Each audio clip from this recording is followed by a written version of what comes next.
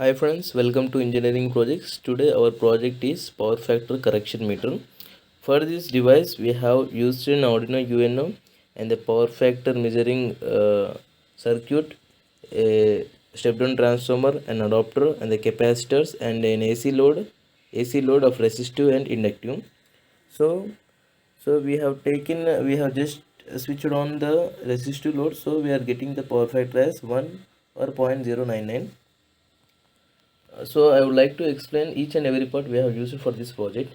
So we have taken an Arduino UNO and the power factor power factor measurement circuit, which is LM324 and XOR gate 4030, and a transformer which is used to step down 220 volts AC to 12 volts AC, and the power supply is given to them LM324. And from that it is doing an XOR operation, and we have taking out and a square wave. From that we have taking an angle from which we using a cos angle cos, we are converting it to power factor.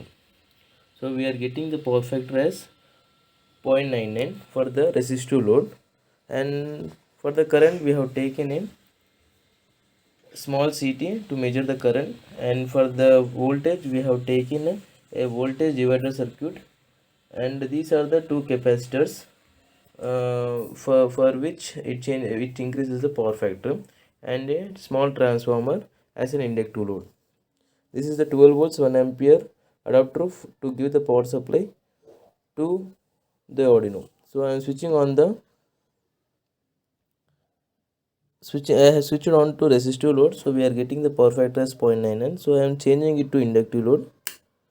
Once I change it to inductive load, you can see that my relay turned on, making the capacitor connect parallel to the